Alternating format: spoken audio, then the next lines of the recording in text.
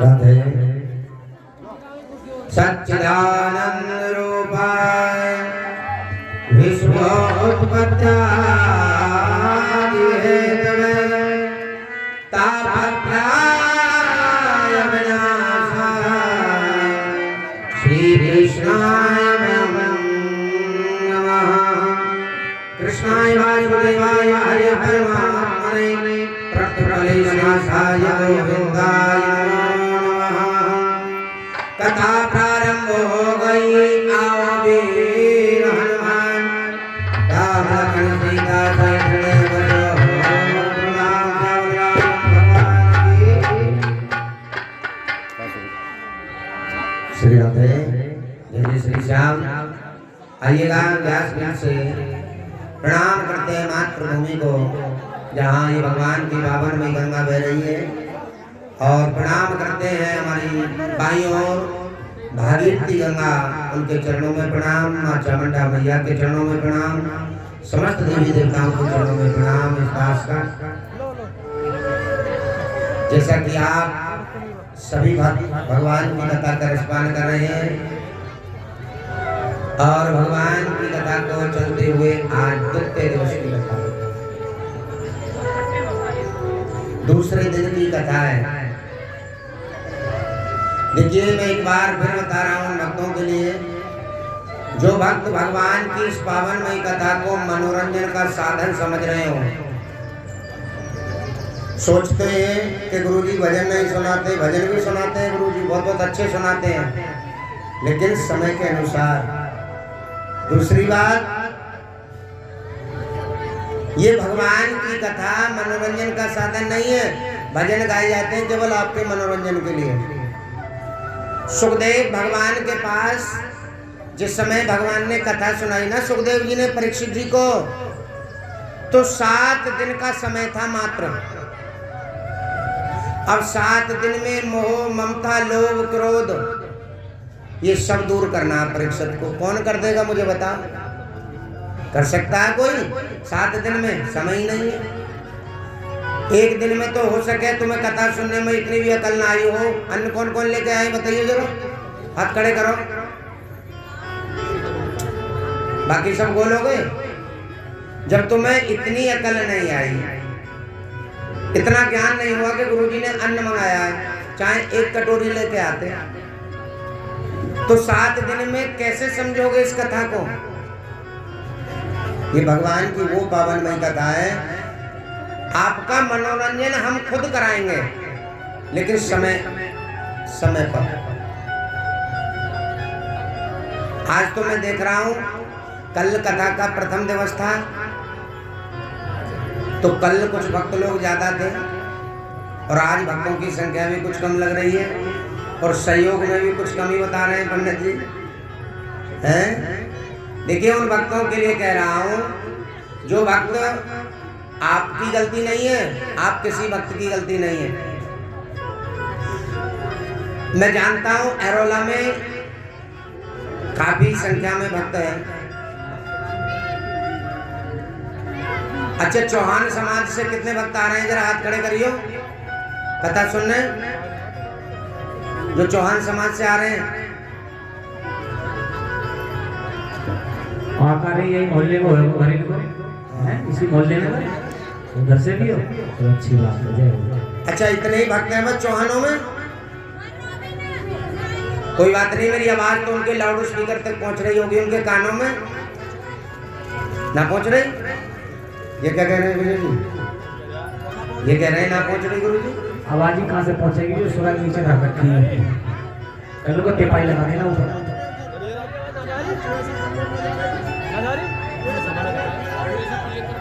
तो भाई इसमें तो थोड़ी हमारे साउंड वालों की कमी है कि आवाज नहीं जा रही, लेकिन मुझे उम्मीद है कि भक्त बड़े प्यारे हैं एरोला के, और भगवान से जुड़ेंगे, ये मुझे उम्मीद है। और यही तो हमारा कर्तव्य है। 7 दिन की कथा में हम तुमको क्या सुनाएंगे? देखिए, पूजा पाठ तुम सब करते हो, लेकिन तुमको ज्ञान नहीं है कि पूजा होती कैसे है। तुमको ये ज्ञान नहीं है पति पत्नी के बीच रिश्ता क्या होना चाहिए, माँ और बेटे के बीच क्या रिश्ता होना चाहिए, पिता पुत्र के बीच क्या रिश्ता होना चाहिए, तुमको नहीं मालूम। सब माया के पीछे भग रही है दुनिया। बस माया आ जाए, कहीं से पैसा आ जाए।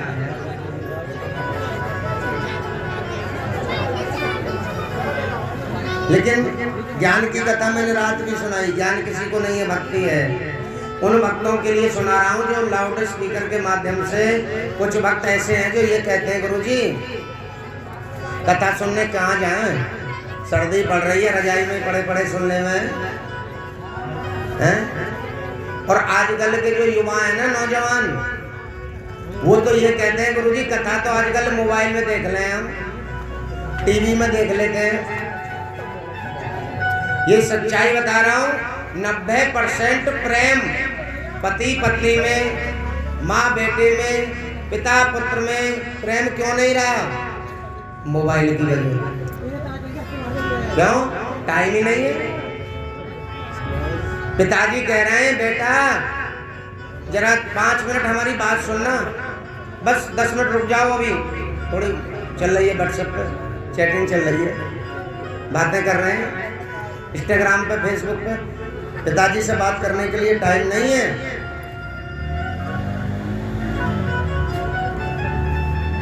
कुछ कहते हैं गुरुजी आजकल तो गूगल पे देख लो, एक से एक अच्छी कथा आ रही है। अनिरुद्ध आचार्य जी कथा कर रहे हैं, धीरेन्द्र शास्त्री जी कथा कर रहे हैं, बड़े बड़े कथावाचक हैं। हमने भी शिक्षा दीक्षा गौरी गोपाल से ही ली है, हमने और पंडित जी ने। जो पंडित जी बैठे हैं ये भी बहुत सुंदर कथावाचक हैं। दोनों ने शिक्षा वृंदावन से ली है, गौरी गोपाल आश्रम से। देखते हो ना टीवी पर कथा, और बिल्कुल वही कथा आपको सुनाएंगे जो अनिरुद्ध आचार्य जी सुनाते हैं। कुछ वक्त कहते हैं गुरुजी हम तो मोबाइल पे देख लेते हैं।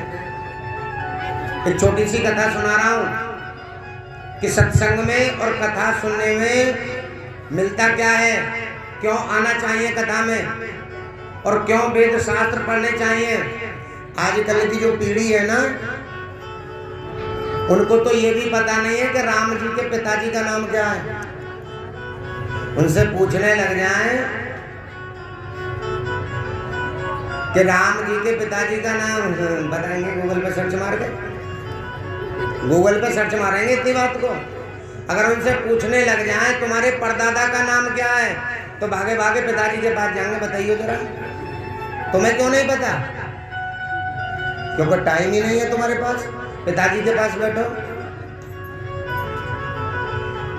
जो कथा अपने घर सुन रहे हैं ना और कथा में पंडाल में नहीं आते, उनके लिए बता रहा हूं। एक नौजवान, उनका नया नया विवाह हुआ था। अब वो अपनी धर्म पत्नी को लेकर के ससुराल जा रहे थे। जब ससुराल जा रहे थे, रक्षाबंधन का समय था, भीड़ बहुत होती है रक्षाबंधन पर। अब ससुराल उनकी दूर थी तो रेल का सफर था, ट्रेन का। अब वो स्टेशन पर पहुंच गए। अब जब स्टेशन पर पहुंच गए, भीड़ तो बहुत थी, ट्रेन आने में समय था, तो एक बुजुर्ग बाबा, जैसे हमारे बाबा बैठे हैं, वो मुर्दा बांधे हुए, बुजुर्ग बाबा स्टेशन पर बैठ करके रामचरितमानस पढ़ रहे थे। जानते हो रामचरितमानस? रामायण पढ़ रहे थे। तो नौजवान साथी अपनी पत्नी को लेके आए और देख करके बोले, अरे बाबा ये तुम भीड़ भाड़ में ये क्या कर रहे हो? बाबा ने जवाब दिया, बेटा रामायण पढ़ रहा हूं, अभी ट्रेन आने में टाइम है। तो उस नौजवान ने बाबा से कहा, बाबा क्या रामायण पढ़ रहे हो? आजकल मोबाइल पे देख लो, गूगल पे सर्च मार लो, यूट्यूब पे सर्च मार लो, एक से एक बढ़िया रामायण आ रही है। कहा तुम इतनी बड़ी पुस्तक लिए डोल रहे हो, अब ये जमाना नहीं है, छोड़ो। बाबा बोले, बेटा अच्छी बात, देख पढ़ तो मैं ही रहा हूं, मुझे पढ़ लेने दे। कुछ देर बाद ट्रेन आ गई। अब रक्षाबंधन का समय, भीड़ बहुत थी। ट्रेन जैसे ही आई तो वो साहिबान जो थे, नौजवान, वो तो पिछली खिड़की से चढ़ गए डिब्बे में, और उनकी अर्धांगिनी भीड़ में इधर उधर हो गई, वो अगली खिड़की से चढ़ गई। अब दोनों खो गए। अब दोनों खो गए। वो नौजवान साथी देखते डोल रहे डिब्बे में, कहाँ गई हमारी धर्मपत्नी, कहाँ गई? तो धर्मपत्नी तो मिली ना, वो बुजुर्ग बाबा मिल गए। बाबा से बोले, बाबा जब तुम स्टेशन पे बैठे थे रामायण पढ़ रहे थे तो मेरे साथ मेरी अर्धांगिनी थी, मेरी पत्नी। बाबा बोले, बेटा हाँ थी तो सही, तुमने कहीं देखा है क्या डिब्बे में? बाबा बोले, बेटा गूगल पे सर्च मार ले, गूगल पे सर्च मार, यूट्यूब पे सर्च मार, मोबाइल में देख कहाँ है मेरी वो, ना जाने तेरी पत्नी मिल जाए।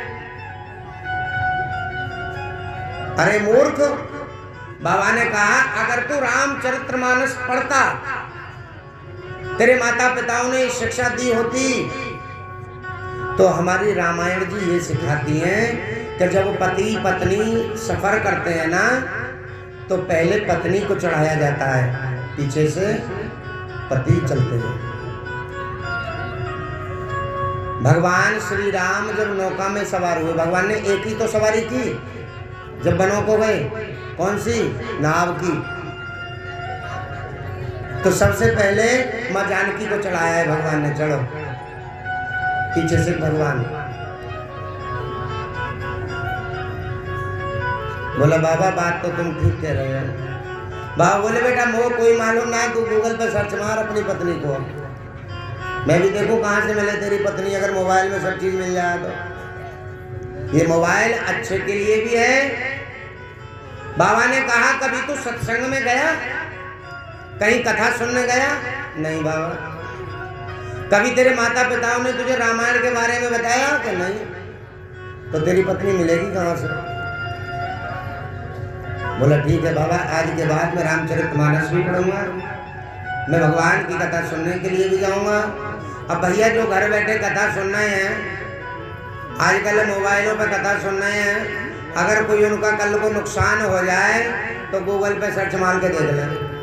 क्यों? यहाँ आने से एक बात और बता दूं, ये तुम भक्तों के बड़े अवभाग्य हैं। पंडित जी महाराज गोवर्धन धाम से चल के आए हैं, हम भी गोवर्धन धाम से हैं, लेकिन गजरौला रह रहे हैं अभी 3 साल से। गुरु जी को बुलाने जाते हैं वृंदावन, और ऐसा नहीं है, अगर आप भक्तों में प्रेम है तो व्यास पीठ से ये कह के जा रहे हैं कि गांव का कल्याण करके जाएंगे। भगवान की ऐसी कृपा होगी आपके समस्त गांव पर। सबसे पहली कृपा कौन सी होगी? जितनी भी तुम्हारे गांव में अकाल मृत्यु हुई है, जानते हो अकाल मृत्यु? कोई एक्सीडेंट से चले गए, कोई फांसी खा करके चले गए, किसी ने जहर खा लिया, कोई जल करके चले गए, ये अकाल मृत्यु होती है। इनको जन्म नहीं मिलता है। क्यों?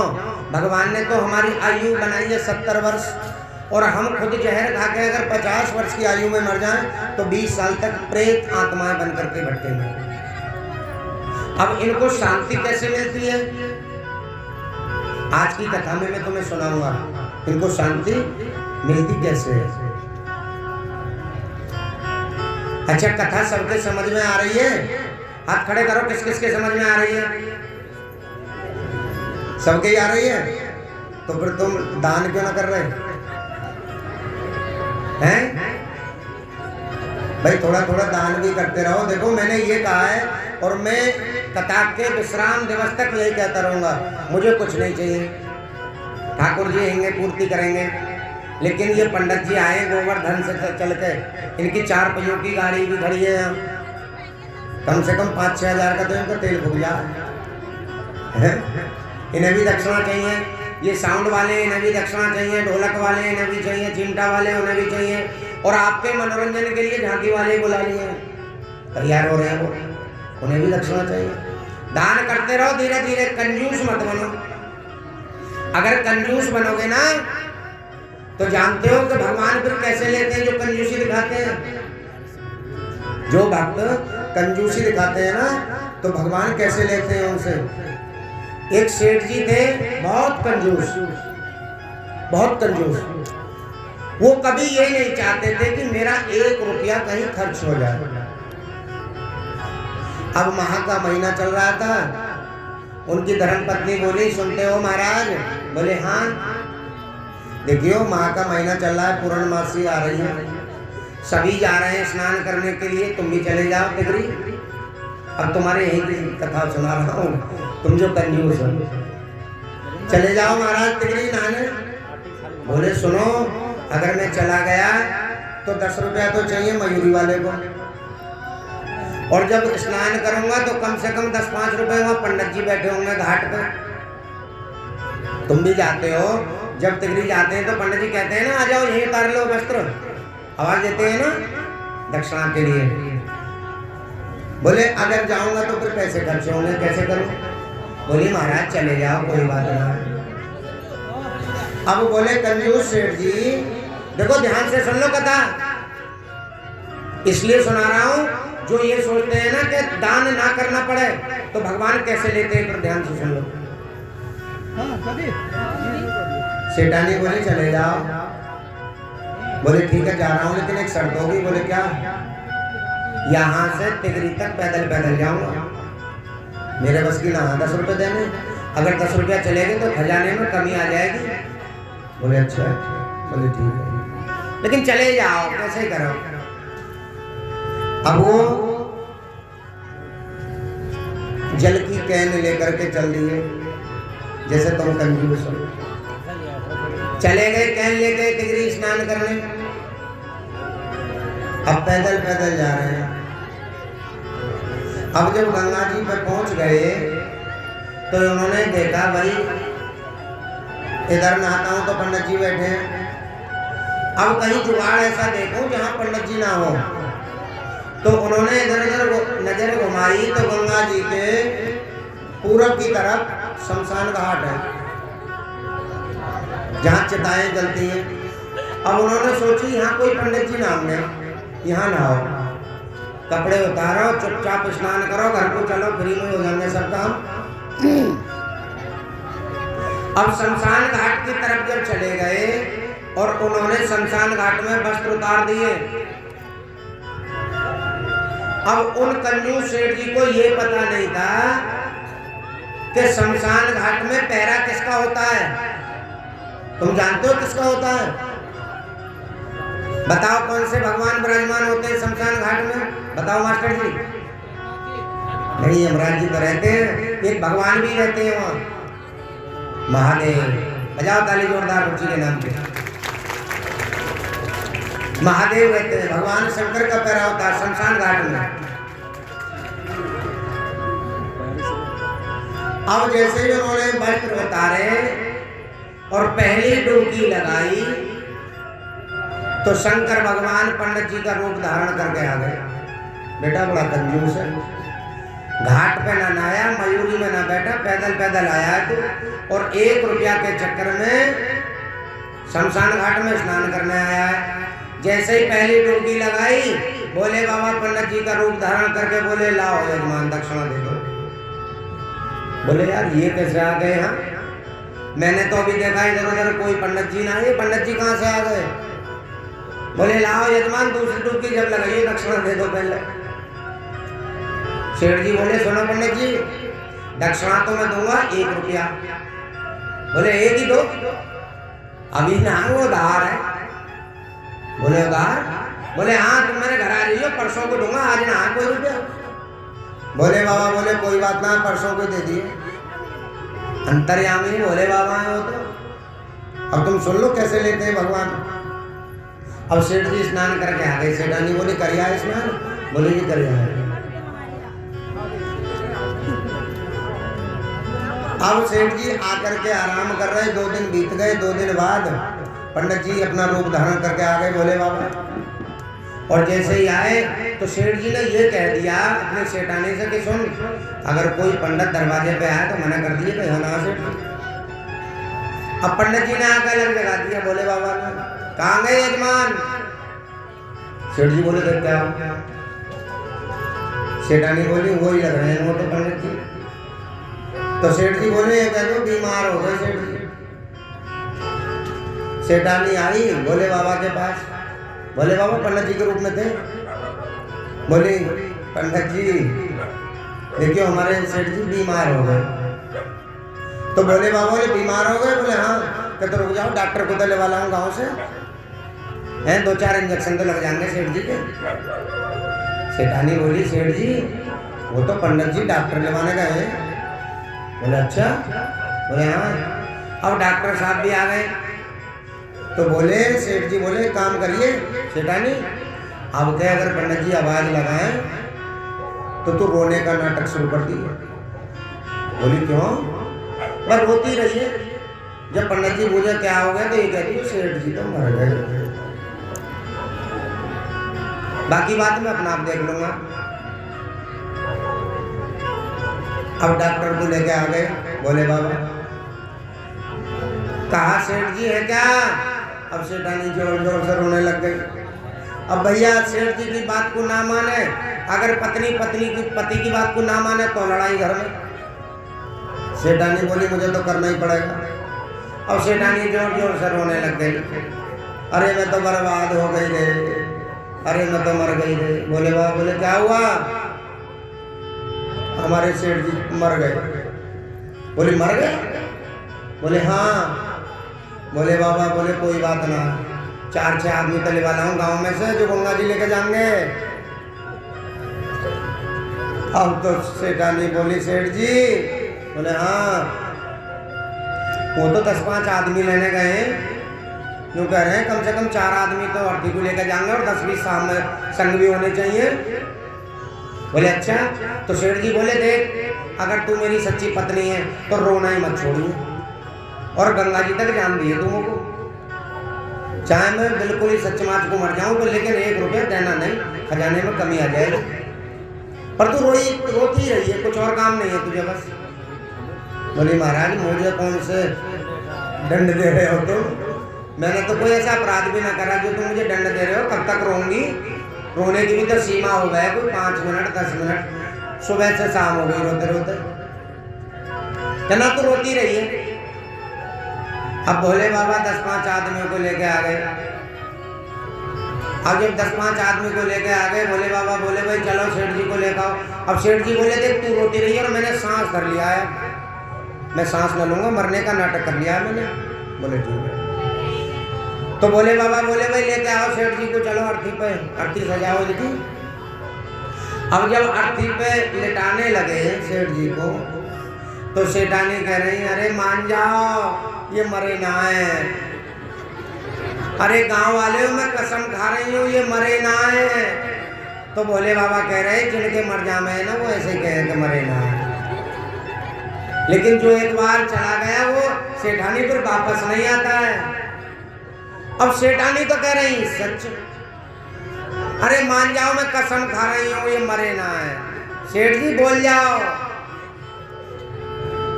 अब गांव वाले बोले भैया जितना इनके सामने तुम खड़े रहोगे इतनी ज्यादा रहोगे, बैठाओ जल्दी बैठाओ। अब वो सेठ जी को आरती सजा करके आरती बना ली और लेके चल दी। सेठानी बोली अगर मैं घर रोती रहूंगी तो कभी ऐसा ना हो सचमुच कोई राम नाम सत्य हो जाए गंगा जी का है। तो गांव वाले बोले औरतों से कि तुम इनको संभालो। अब सेठानी बोली मुझे पकड़ियो बट कोई। अब सेठानी भागी भागी पीछे पीछे गई आरती के और कहती चली जाए अरे सेठ जी बोल जाओ। गांव वाले बोले भाई इसे समझाओ ये पागल हो गई कि ये ना मर जाए। सेठ जी तो मर गए, लेकिन भोले बाबा को सब पता थी कहीं मरा नहीं है, नाटक कर रहा है भाई, वो तो अंतर्यामी है। अब बात कहाँ पहुंची? गंगा जी पे पहुंच गए आरती को लेकर। अब आरती को जब एक जगह रख देते हैं तो कुछ भक्त यहाँ स्नान कर रहे हैं, कुछ वहाँ कर रहे हैं, कुछ वहाँ कर रहे हैं, इस तरह से इकट्ठे हो जाते हैं। आरती के पास कोई नहीं। तो सेठानी कह रही सेठ जी बोले हाँ देखियो ऐसा क्यों कर रहे हो, मुझे क्यों राड़ा बना रहे हो तुम, सच क्यों, मुझे विधवा मत बनाओ महाराज, बोल जाओ। बोले ये बताओ कि पंडित जी कहाँ है? पूरी देख रही हूँ। अब इधर उधर देखा उन्होंने, बोली अभी तो नजर ना आ रहे पंडित जी। बोले अभी तो रोती रहे, देख सामने दिखाई दे रहे हैं पंडित जी नहा रहे हैं, और अगर मैं उठ गया तो फिर पंडित जी को पता चल जाएगी दक्षिणा मांगेंगे। बोले हाँ। तो तो रोती रहेगी। अब सेठानी ने फिर से रोना शुरू कर दिया। अब धीरे धीरे सेठ जी की चिता बनाने लग गए। सेठानी बोली, सेठ जी अब 5 मिनट की बात रह गई है बस, चिता भी बन के तैयार हो गई तुम्हारी, चिता पे तुम लेटोगे और ये तुम अग्नि देंगे, तुम भस्म हो जाओगे पूरा। बोले कोई बात ना है, अभी देख लेंगे। अब इधर उधर नहा रहे सभी भक्त, चिता पे लिटाने से पहले स्नान कराते हैं गंगा जी में। अब जैसे स्नान कराने लगे, स्नान करा करके चिता पे लिटा दिया गया, तो अग्नि प्रकट कर रहे थे कुछ भक्त दूर बैठ के। बोले अग्नि प्रकट कर लो भैया। अब भोले बाबा ने सोचा कभी ऐसा ना हो, अब तक तो ना मरा ये पर मरने वाला है। तो भोले बाबा बोले इसकी परीक्षा लो। तो भोले बाबा कुछ क्षण के लिए अंतर ध्यान हो गए वहीं। सेठानी बोले, सेठ जी अब मिनट 2 रह गए, अग्नि तैयार है, अब तुम बचोगे नहीं। तो सेठ जी बोले, ये देखो पंडित जी कहाँ है जो दान लेने वाले। बोले पंडित जी, इधर उधर नजर घुमाई। बोले पंडित जी ना आओ। तो सेठ जी धीरे धीरे चिता पर से उठने शुरू हो गए। बोले देखती रहिए। बोले हाँ। अब जब इधर उधर देख रही हो, धीरे धीरे धीरे धीरे सेठ जी उठ गए। और जैसे ही सेठ जी उठे तो आधे तो गांव वाले भाग गए कि भैया सेठ जी भूत बन गए। फिर ना रुके गांव वाले कोई भी, भूत बन गए भैया, गांव में भग्गी पड़ गई, सब भग गए। अब कौन कौन रह गए? सेठानी रह गई, क्योंकि सेठानी को तो पता ही भैया मेरे भूत ना मेरे पति है। अब जैसे ही पति आगे को चले सेठ जी,